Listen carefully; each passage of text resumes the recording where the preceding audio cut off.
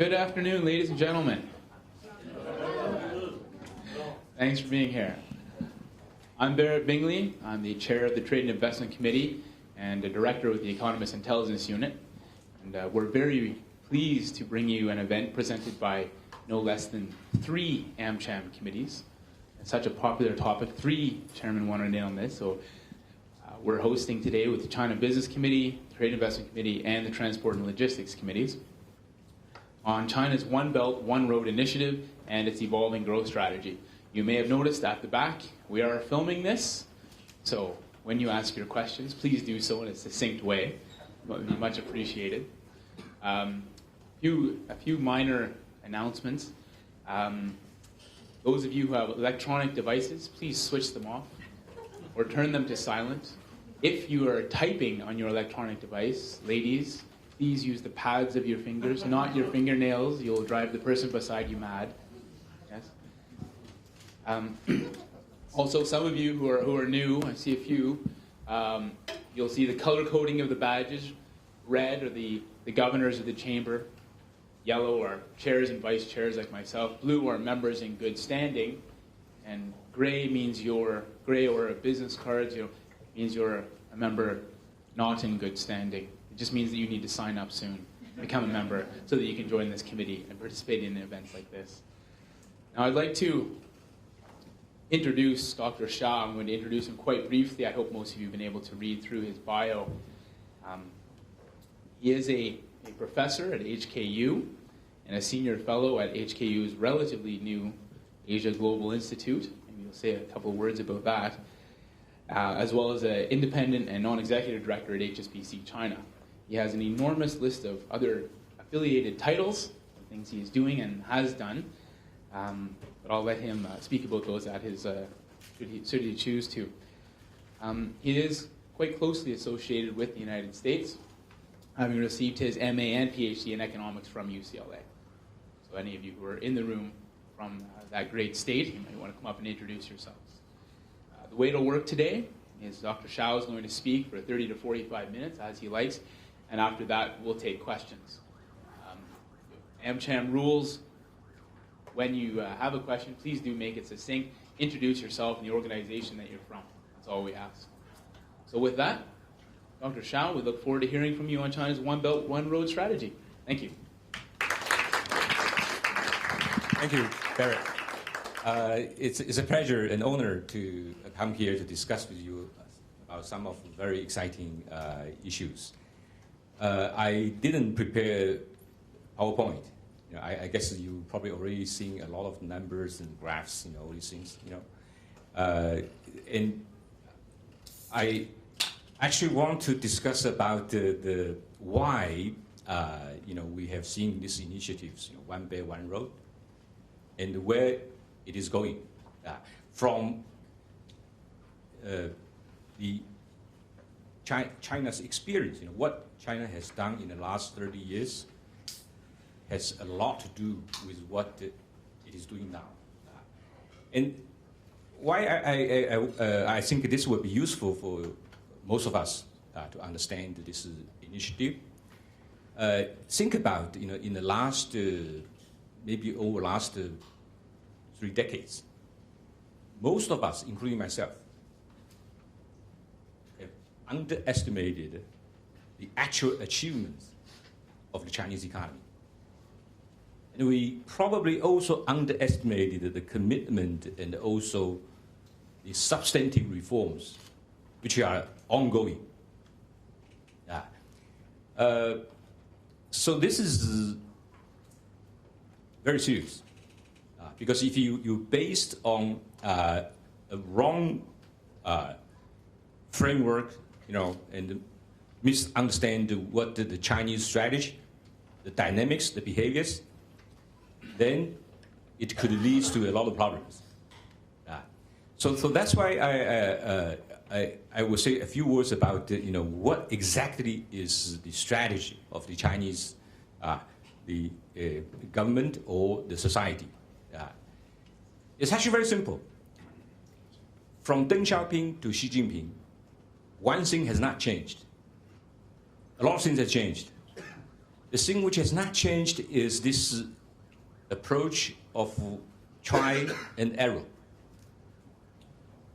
You know, at the beginning of China's reform, China was a highly centralized system. And that system has several thousand years of history. And what we're observing is that that system is trying to move towards the system dominated, basically market system. And in a way is what we call democracy, democratic system. Yeah. And that is a totally different experience from what we observe in the United States. You know, for example, the stock market in the United States was 100 years ago entirely not regulated. Only 1933, after serious problems, we have it regulated, right? So this try and error approach is extremely important. When you try, sometimes you become successful. Sometimes you make mistakes. And if you look at the old mistakes, all the problems in China, pollution, corruption, overcapacity, local debt problems, stock market problems, if you think about it, they are all results of the trial before the problems. Without the liberalization of the stock market, we will not see the bubble, and then we will not see the collapse, and we will not see the emergency rescue, right? So that try and error philosophy approach is extremely important to understand, what the Xi Jinping is doing. And then I want to make 3 points, point out 3 aspects which would help us to understand this one Belt, one road approach. The first, I call this 3 killer apps, all developed in the West, but the Chinese are learning. But because people in Hong Kong, in the States, in the West, take it for granted. They don't think it is serious. But it's very, very serious. The first one is about the competition. The second one is about the accountability. The last one is about the provision of public goods. If you look at these 3 dimensions, you can see, what Xi Jinping has been doing in over the last 3 years. They're all trying to actually move forward on these 3 dimensions. The competition is extremely important. Competition at the individual level, at the corporate level, at the city level, at the national level. This is just happening. And is evolving. And particularly the competition at the city level. If you look at the Chinese cities, the great cities along the coast, the lifestyle, the business practice there are getting more and more like those in Hong Kong. Right. The accountability, the anti-corruption is, of course, is definitely about accountability. But I think more importantly, the accountability we understand is largely about the democracy, voting. But China has not yet achieved that level.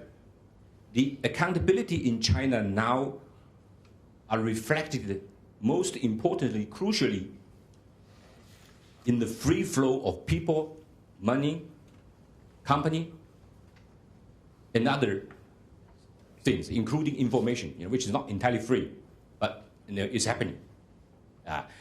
So the last one is about the provision of public goods. You look at all the infrastructures which are evolving, are developing in China. It's the enemy of India, Africa, and all the developing countries. And one lesson which has no disagreement in China is that if you want to get rich, build roads first. So the one Belt, one road, the idea is not coming from nowhere, you know. It is coming from someone like Xi Jinping, who has been the county chief, the mayor, the governor of province, and the vice president and basically doing interns for the top position for many years, right? So it's actually incorporated a lot of this implicit philosophy or approach, and it's ultimately it's a declaration. Basically, China does not want war. China wants to develop, want peace, want economic development. And the secret of the economic development is really to develop infrastructure, both soft and hard. So that's the three points which I want to make, and then we have to look at this issue dynamically and holistically. We need to take into when we think about the One Belt, One Road, we need to include the fact that at the third plenum, Xi Jinping basically the party decided to go all the way to the market system. At the fourth plenum, the party decided to go all the way to rule of law, right? And recently, the government initiated this development of the capital market and also innovation. So all this is actually, if you're looking back, is part of the strategy. So this is important because you see the initiative is not like a 4 trillion stimulus package and you initiate and then you basically you forgot about it. We need to really to understand where it comes from and where it's going to bring us in the future.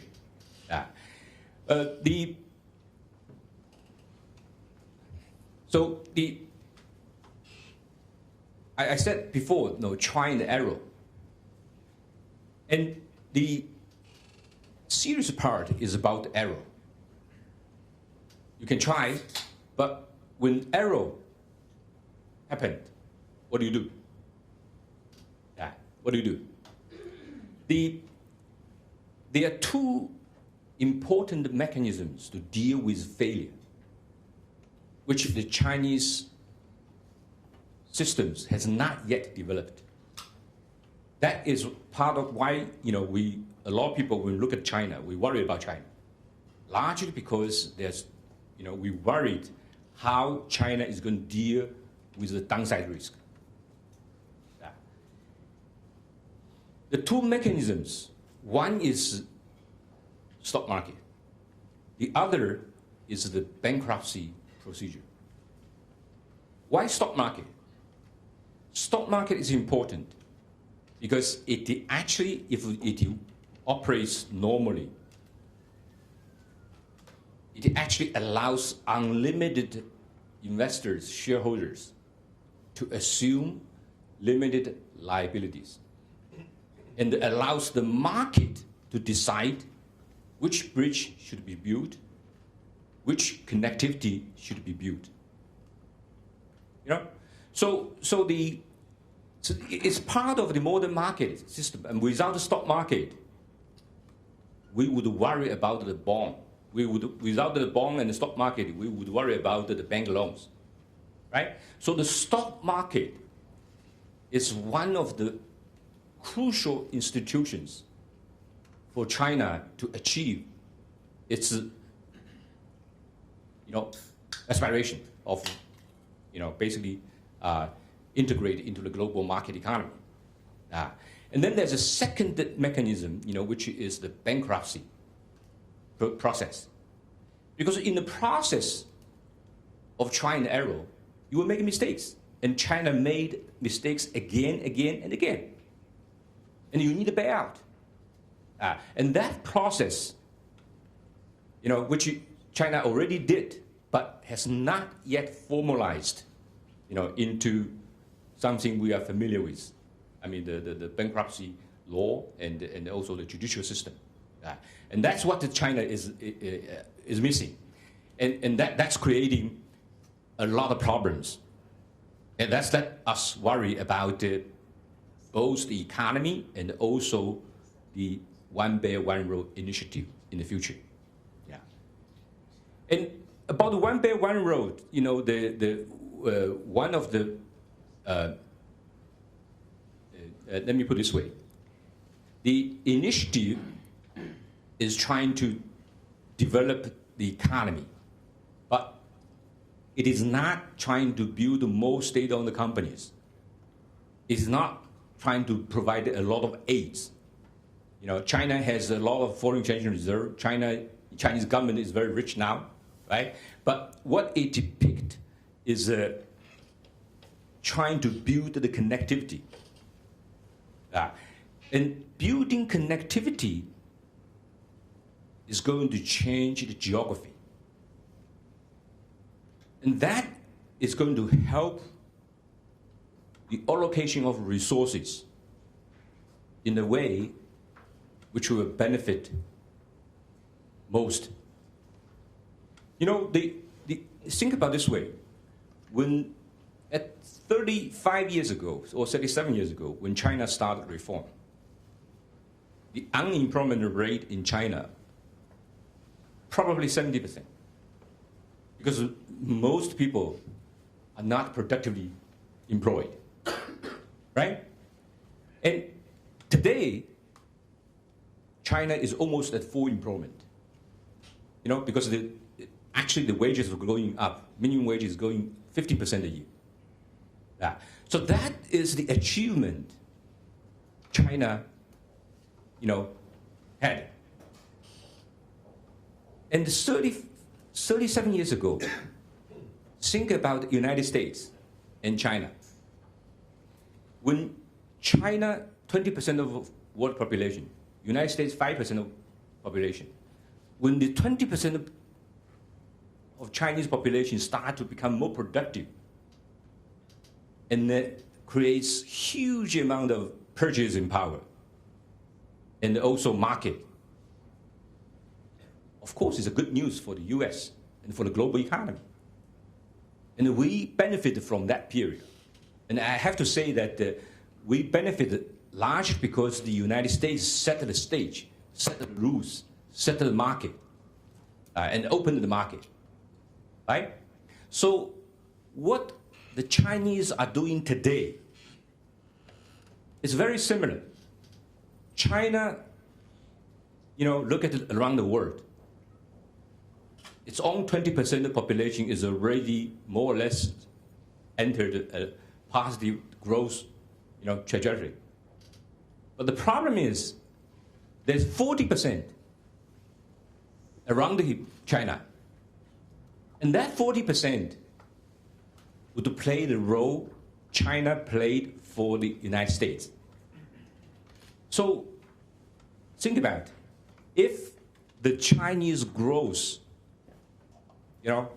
secret can be learned by India, by Africa, by all the developing countries around China, that will create a truly global long-term growth engine, which will actually provide the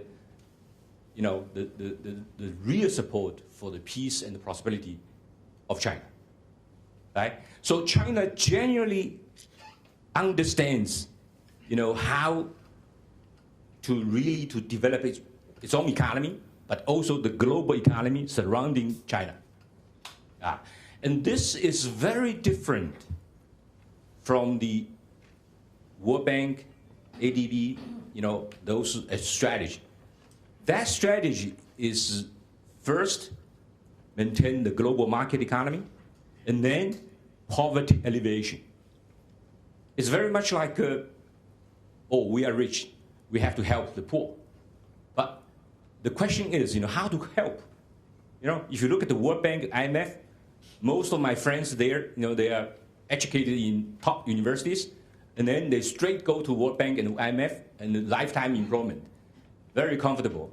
And then very good writing, right? This is different from the Chinese experience. Chinese, they have their own experience of developing a city. A city like what I have studied, Foshan, evolved from the village to the most dynamic world factory. The most competitive city, according to McKinsey. That process generates a lot of lessons and understandings. And if you look carefully, the China Development Bank has been transferring those knowledges and investing in Africa overseas. And the activities of China Development Bank is actually several times of those by World Bank. If you look at their actual financial, balance sheet. So that's the background. And that's why when China started proposing AIIB is too small in terms of the actual investment. Because the China Development Bank, China Exim Bank, Import Bank already are doing a lot of things. But AIIB is important because through AIIB, China would have the opportunity to build a standard. Build a standard which draws lessons from China, but also get support from global community. So I told my friends in the US,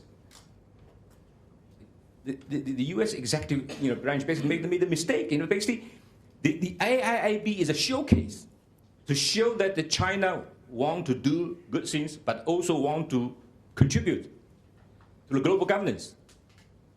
So when US and Japan trying to criticize Beijing, say you have no good standards, that's wrong.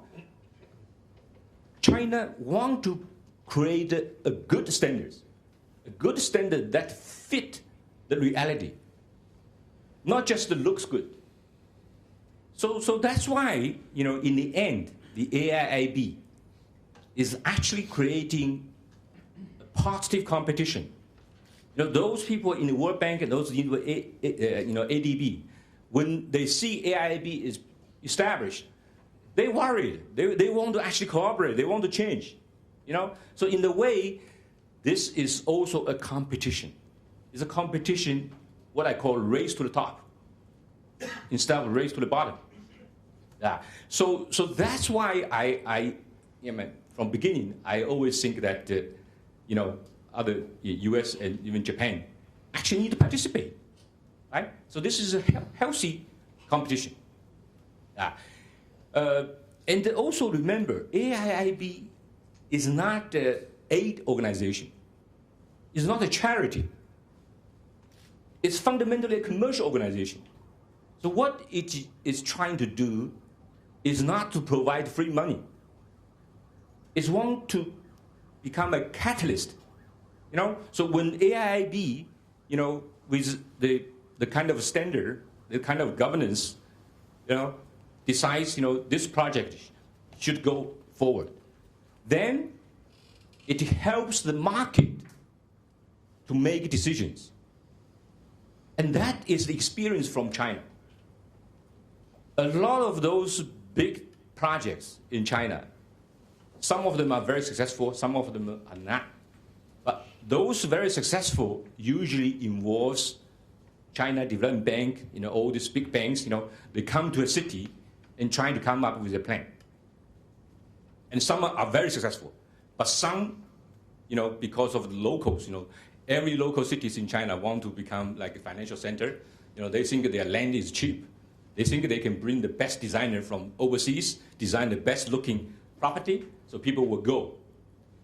But in a market economy, it's not the old local officials, it's the individuals, companies decide where to live, where to build their base, right? So that's why we have seen basically a dual economy in China. You have seen the coastal cities. People, both Chinese and foreigners, they are moving there. So you see great cities. Then you see those ghost towns because people are leaving. People are leaving. So this process, this marketization process is going on. And the marketization process, we can see basically as a monetization process. We have seen monetization of human resources, the wage growth. We have seen the monetization of companies, the listing, the stock market. We're going to see massive monetization of government, the local government bonds, the central government bonds, right? So this process is going on, and which means that the voting by foot and by money is creating tremendous constraints and the pressures on the central government, on the leadership. So if you ask Xi Jinping, well, he actually had very few choices. Very few choices. So that's why I think that's the reason I want to basically lay out this the background, how we can see more usefully the emergence of these initiatives. And another thing I want to add is that the Chinese governance system is actually a matrix. You have the centralization, but you also have the decentralization at the local level, the competition at the local level. And understanding this matrix is extremely important because the competition has been intensified, has been spread everywhere. And one of the key institutions is actually what we're familiar, the company, the legal person, the shareholder system. And one of the key institutions is actually the local government finance vehicle. Most people think that's a bad institution because it generates local debt, it generates all the problems. But in fact, that's the crucial system because that's the system which allowed China to build all the infrastructures. It is also the system allows China to do future risk management and also to carry out the future bankruptcy. Remember, when Premier Li Keqiang trying to find out what is the debt of local government, it took only 6 months to get all the data. Without this local government finance vehicle, which is modeled on modern cooperation, legal person, asset liability, there's no way you can find out those data, right? So once you find out those data, then you have to deal with it. And the first step is basically to swap the local bond, to swap the shadow banking credit with low interest rate long-term local bond.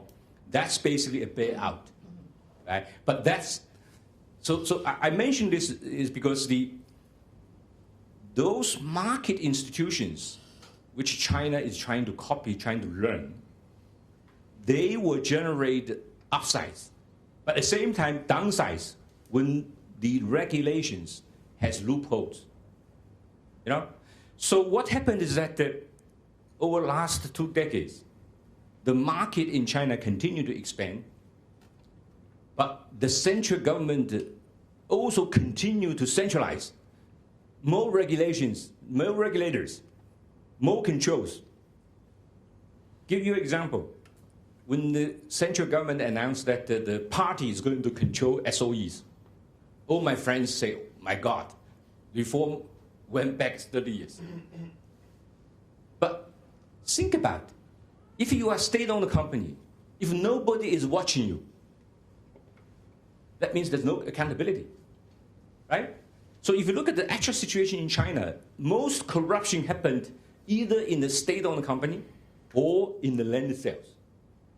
So from an accountability point of view, you have to, watch if you are working in a state-owned company. But at the same time, the Chinese economy, there's so much, almost 70% is already privatized. So if you privatize it, then okay, the market will monitor, will watch those CEOs.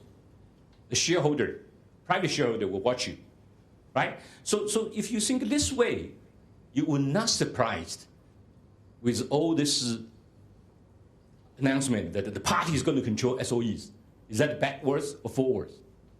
The same thing is with the rescue, with the stock market. When the stock market collapsed, you have panic, and then the government stepped in. Remember, this is the Chinese government. This is not U.S. government. The Chinese government has 5,000 years of central, control experience. So instantly they will say, okay, stop, control. So that control is just overwhelming. They send the security police into the security companies. Come on, what are they doing, right? But that is basically the Chinese the history, right? But what is important is that once it's controlled, once it's stopped, what's going to happen next? Think about all these initiatives from third parliament, fourth parliament, One Belt, One Road, all the latest, Xi Jinping speak, at the Shanghai, at this Russia or other places, basically, China will continue to develop stock market, will continue to move towards the market economy, will continue to open up, because that's part of the bigger strategy, right? But it's like a giant trying to learn how to walk. For sure, it's going to slip. When it slips, it's terrible. But if you never slip, never try, China will never be able to walk. Right? So that's why I think the key to really to understand, the process, what's evolving in China, is really we have to go back to the history. We have to look at how, the system is learning, try and error. And I think I will probably stop here. Right? Time-wise, is that right time? Sure, there we go. Dr. Shao, thank you for giving us the background there and connecting to what Xi Jinping is doing now, to not only Communist Party history, but China's history.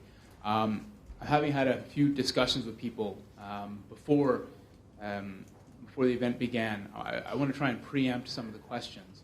I think there are some people who have not actually seen the numbers and the graphs.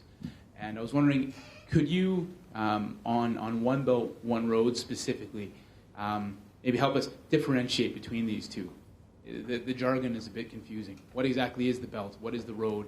And in your opinion, what is is there a difference? Is there a policy difference in each of these? And what are they trying to accomplish together within this larger framework that you were describing?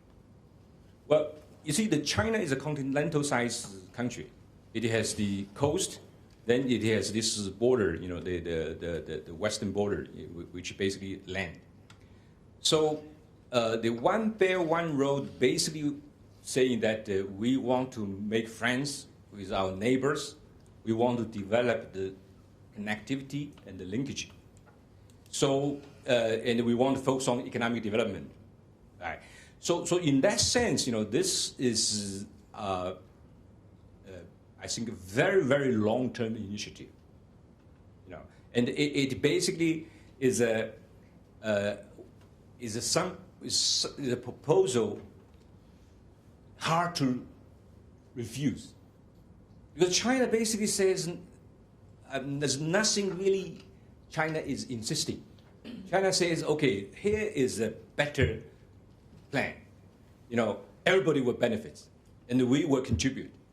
And we want to make friends with all of them, all of our neighbors, right? So I think that is really the idea. And then the NDRC and all this, the Chinese systems, once the leaders decided, okay, this is maybe a better plan. So all the silos trying to work out the projects and, plans, right? So those then, I think will continue to expand. And it is still a try and error process. But I have to say that because this is something which China has already been doing through China Development Bank and Exim Bank, Exim Bank. So in a way, it's not a shock. It's just that there's already a lot of projects which China Development Bank already explored, and then if you think about when China decided to set up AIIB, China put 50 billion. At the same time, they immediately put 32 billion to CDB, 30 billion to Exim Bank, and 40 billion to Silk Road Fund, and then more to others, emerging, right? So it's a very practical strategy, and by the way, because there are clear data showing that the Chinese earnings from the reserves from all the financial investment is actually negative, So from that perspective, China, both with internal economy and external economy, are thinking that why don't we do something real, So that is also behind the thinking.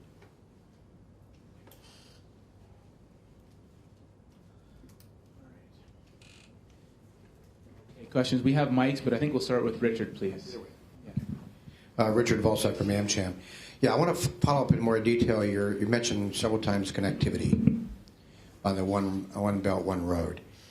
We know that in Southeast Asia, for example, that the primary trading partner for all Southeast Asian countries is now China.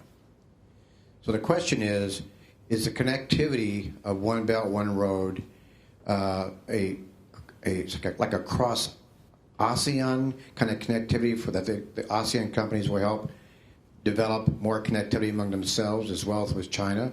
Or does it seem that the One Belt, One Road is a way to further enhance north-south, you might say, directional connectivity individually with countries with whom China already trades? So the connectivity is really China individual country connectivity at a higher level of efficiency and diversity. And not necessarily, when we think of One Belt, One Road, we think of a kind of a east-west across the region connectivity of various countries along that way. So one is, it looks like it's east-west, but really it's more north-south or China-centric. What kind of connectivity do you really see happening given the kinds of projects in the plan? Well, the Chinese experience is that when you're trying to build connectivity, you actually need to look at the whole country, the systems. Like China has this matrix for the highways, for high-speed rails, So from that point of view, what China is proposing is that, yes, each country needs to build their own connectivity, with other countries, and also internally. But, perhaps we should work together to fix some of the global or regional level, public goods by maybe planning together or building some crucial, connectivities together, including, for example, the internet infrastructure, those things, which has huge externalities. And I'm not really an expert on each of the regional economies, so I can't answer about each specific projects. But I think at the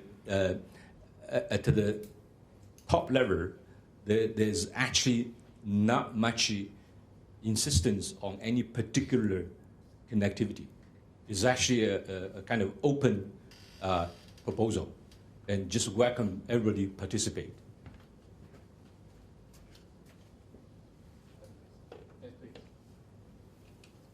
Paul C. from AmChamHK. Obviously, one road, one belt, one road is now an item on the national agenda and is of the highest priority. And it's got all the looks and feel of a state initiative. Would it be realistic to assume that in the initial stages, the main driving force will be SOEs and or companies which are directly or indirectly supported by the state? I mean, we know that even though a lot of private enterprises are investing overseas, in fact, a lot of them are associated with the state. Do you expect to see that happen? And if that were to happen, to what extent is it really going to be market-driven? And to what extent is it going to be politics-driven? This is of particular interest to us in Hong Kong because our financial secretary, John Tsang, recently came out to say that there are 3 things that companies in Hong Kong should watch out for when they participate. And one of the criteria was, in fact, that the projects need to be market-driven, that companies in Hong Kong need to look at the rate of return and not rely on state aid. Thank you. But this is a very good question. You know, I think when you say the market-driven, it's almost like how to say. I mean, to the extreme, it's almost like an ideology. You know, you have to be market-driven. The Chinese experience actually is a little bit different. You know, it is market-driven, but the government also play a very important role. You know, because it's infrastructure, it's public goods. You know, if the government does not step in and make commitment, it's hard for the market to be convinced that, you know, they will be able to be, you know, to make profit. You know, and that's a problem for Hong Kong. You know, I came to Hong Kong in '92. You know, and Gordon Wu was talking about the bridge. You know, between Hong Kong and Macau and Zhuhai. We still have to see. You know. And so in the Chinese experience is that the government has a role to play, but it is better to play like a PPP. What they propose now is language is PPP, you know, private-public partnership. Because you see, the infrastructure, the connectivity, really is a public goods. There's externalities, positive externalities, you know. So that's really why.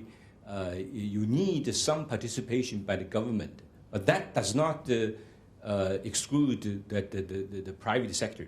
And the private sector participation is actually crucial. So that's why you need the collaboration. And all the Chinese infrastructures, most of them are actually built, you know, by the collaboration between public and private. And this is important because if you look at for example, the Alibaba. Right? If there's no investment by, you know, the internet companies, you know, China Mobile, China Telecom, you know, if there's no this high-speed rail and highway, you know, how can you do Taobao? There's no internet, right? And then there's no way they can send you if there's no road.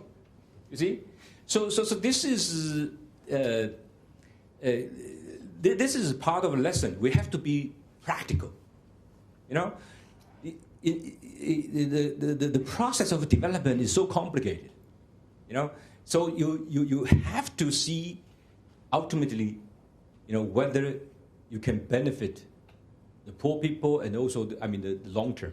You know, so that's why I emphasize that the market competition is important, but the accountability is also important, and then the provision of public goods is crucial. Without that, then the difference between India and China, Africa and China, I think today, one of the key differences is infrastructure. You know, with the infrastructure, then the market then can start to really, you know, find its way.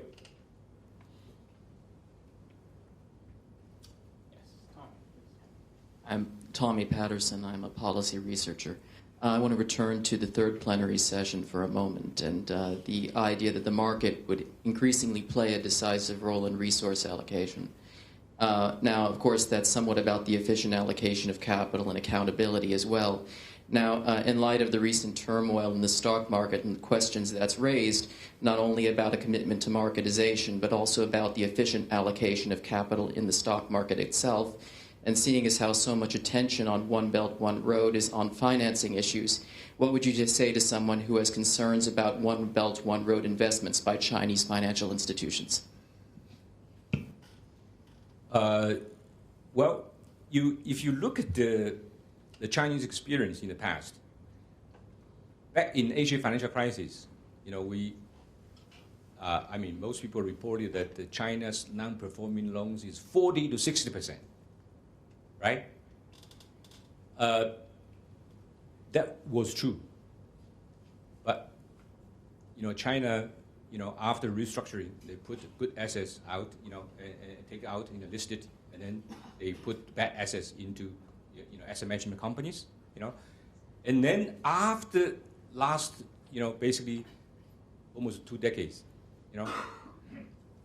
all this bad asset company becomes profitable. If you think about India, Africa, and all these neighboring countries, think about that the stage of development. Maybe AIIB will invest in some infrastructure and then become bad loan for 3 years, for 5 years. But if you think about 10 years, 20 years, you see, you know what I mean? So it's like if the market falls to Shanghai market falls to 3,000, if the government step in, the risk of making mistakes over the next 3 decades is almost zero. The same thing applies to the One Belt, One Road connectivity. Those connectivities, if it is actually genuinely useful, will be safe. But in the process, you will make mistakes. But those mistakes it's like if you never make a mistake, you will never have progress. So you have to take the risk. But given that if the initiative is from the government, from a society, the ability to absorb those risks is huge if it's only limited to the infrastructure, the connectivity. That's my view. I think if you look at the big picture, that's actually why the China Development Bank actually is making profit. Can you believe that? It's really a state-owned company, but somehow it has made profit,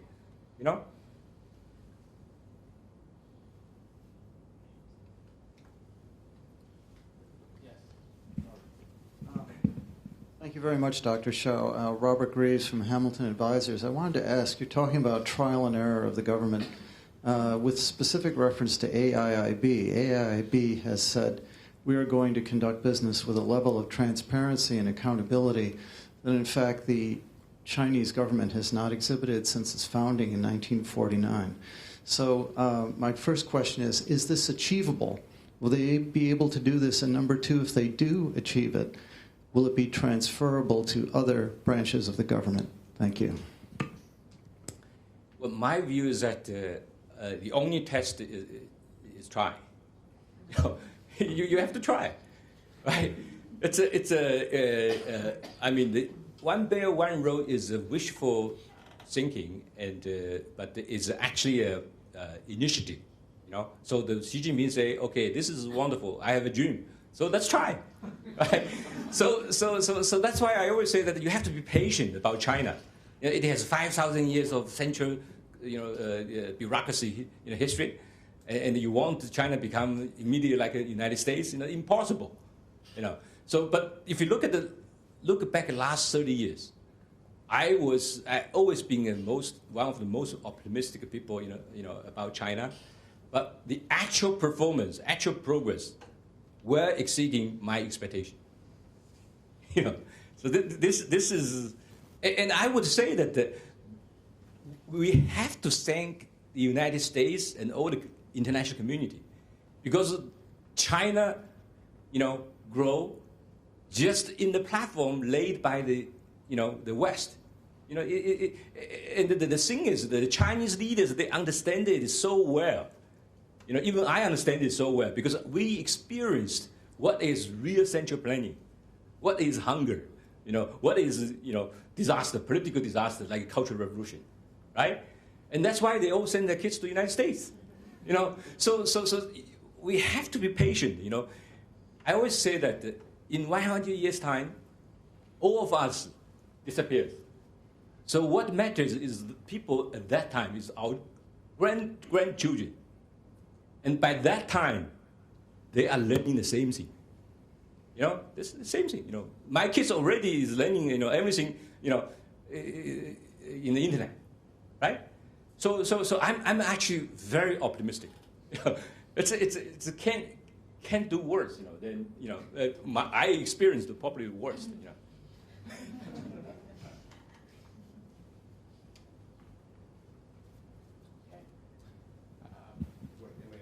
No, please, Richard. Yes, excuse me. I'd like to go back to another theme, just for a more maybe a deeper dive on what you had to say. I think that's interesting.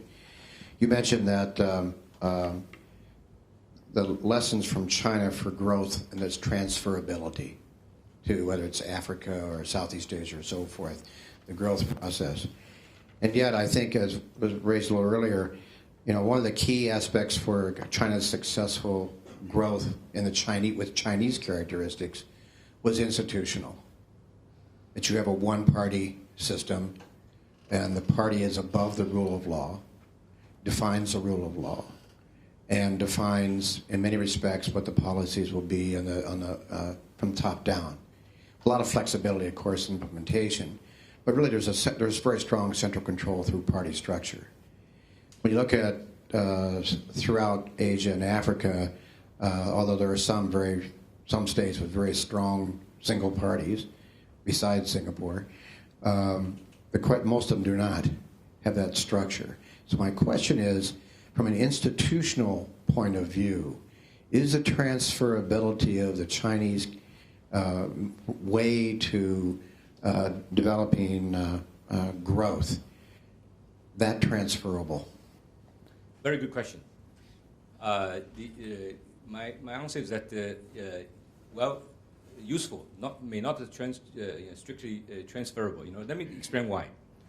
The Chinese experience is useful because you see I mean, you say that the the party is above the law. Yes, it is only above its own law. You know, you cannot be above the global law, the law of gravity. You know, you see, that's what the point I'm trying to highlight. The Chinese party is constrained. You know, now we have 10-year visa for the Chinese. You know, we have all these freedoms. You know, for the Chinese, much more than 30 years ago. Right? If they do terrible things, people just leave. You know, money will leave. You know, so those are the law. Those are real law. You know, so the written law, the Chinese can write and then say no. Right? That doesn't matter. Yeah. So and this applies to other neighbors because you see, countries are competing with each other. Singapore is competing with Hong Kong and Taiwan also, Korea, right?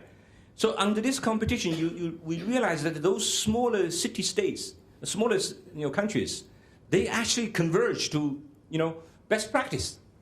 Look at the Taiwan, look at the Korea, they all become a democracy, right?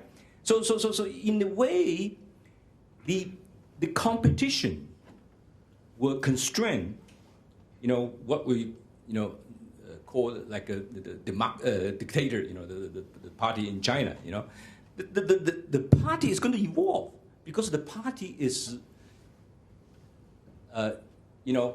what is party?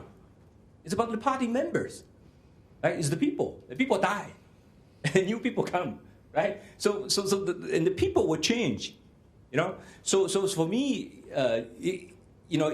we have just to be patient. We have to just maintain the competition, the pressures, all the pressures from outside to China counts, actually counts. So you can see the evolution of China,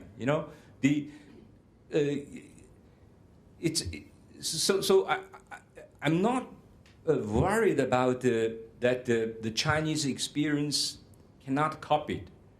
You know, what I'm worried about is that if we don't try, you know, I was in India, and India was so interested in learning from China because they see China is rising, and they also have all these problems. You know, they cannot compete. The labor cannot move.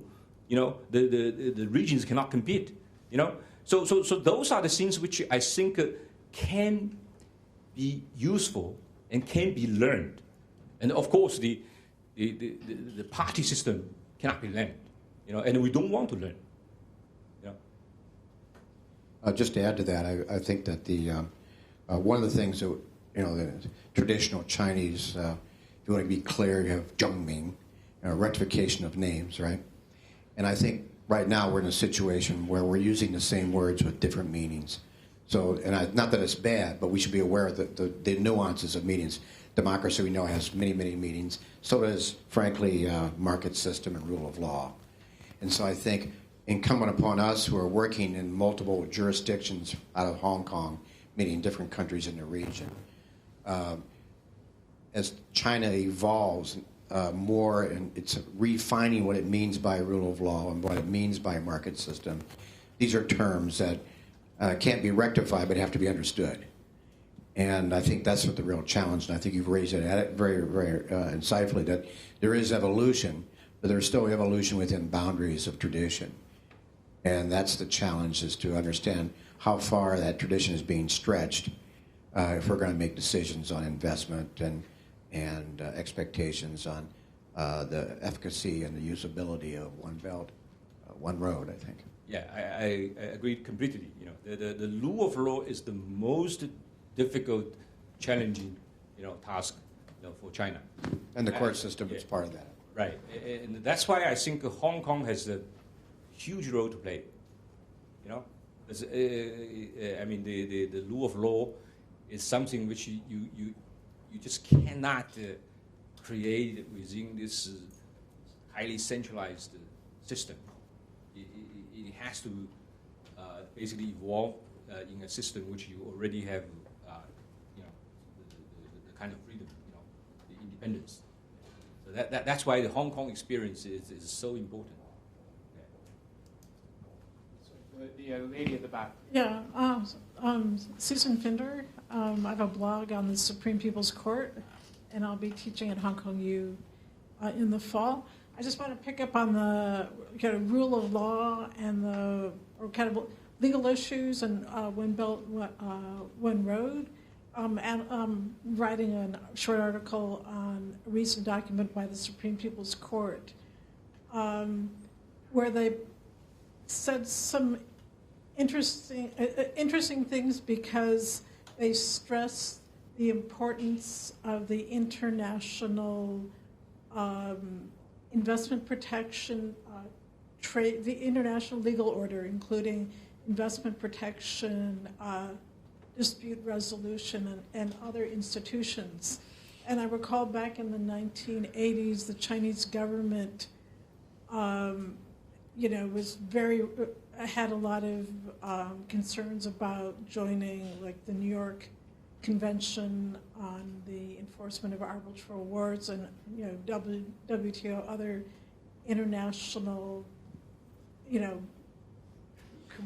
other international agreements relating to the international commercial legal order.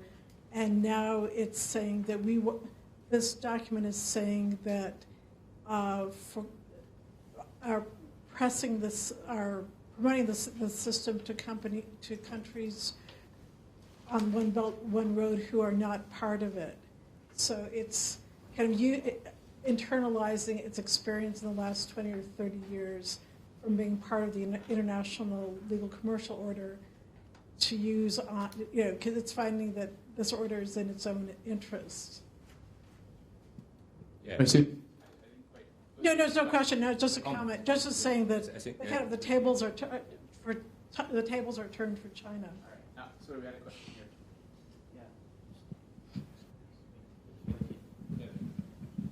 A somewhat related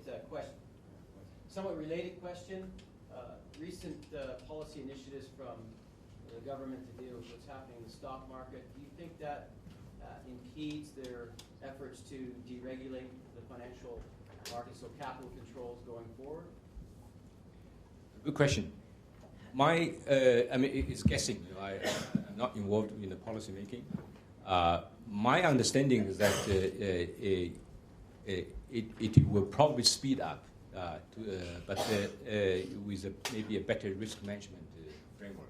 You know, the thing is, you know, as I said, this is a stress test. This is just a wonderful, you know, very timely and live, unprepared, unplanned stress test, and it exposed a lot of problems, you know, especially the margin, you know, margin trading. You know, but it also is a wake-up call. You know, basically, the risk management and also the continued liberalization, you know, it's necessary. And I think this case incident particularly demonstrates that the so-called conspiracy theories, you know, it doesn't really exist. You know, this is a very, very important psychological barrier, you know, because you know, in China, a lot of people think that there's a conspiracy, you know, from outside, you know, and that this time just proved that, and just nowhere to find, you know. I mean, they send everything, you know, security, police, and you just cannot find. So I think this actually clears a major hurdle, and then the risk management also come back on the table, and that with all the wisdoms from inside outside China, I think that could be fixed easily. So to me, this is actually wonderful news. You know, but we have to be patient because it needs time to digest and then come up with you know, better planning, you know, better strategy. Yeah. I'm Anthony Roots. I'm with Moelis. So just building on those questions, building on the questions that were asked earlier, which really crystallized my own sort of fundamental question: what is China seeking to export here? And on the flip side, what is really attractive about what they're exporting?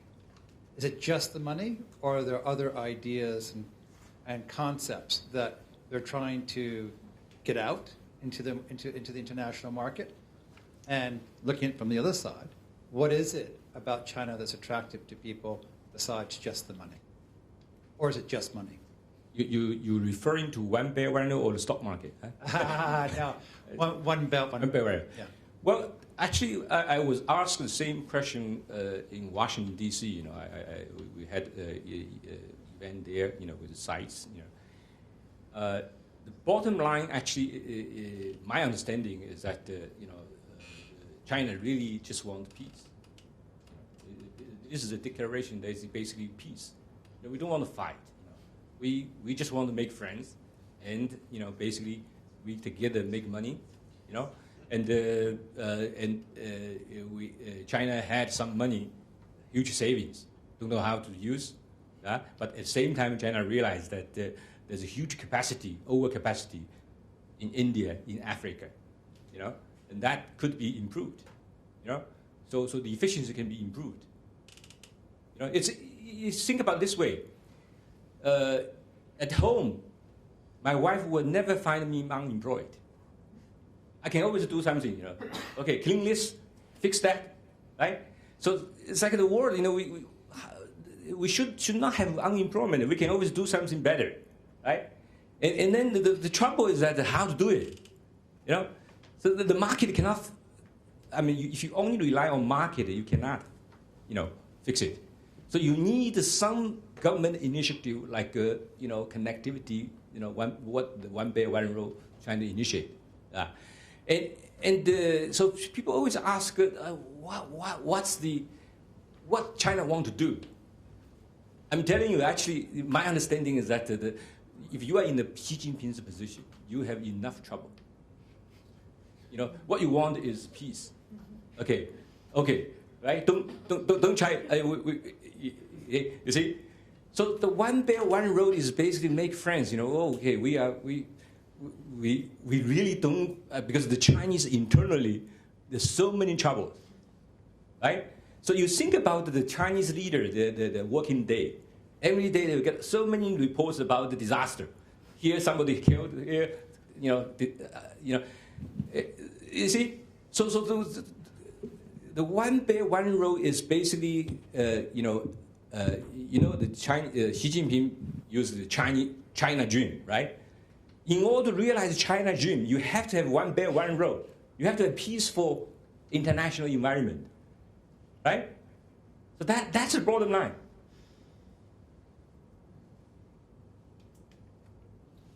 All right. Well, I think that we should just finish it off here. Dr. Shao, we want to thank you on behalf of the AmCham. And give you something to remember us by as well. Thank you for your insights today.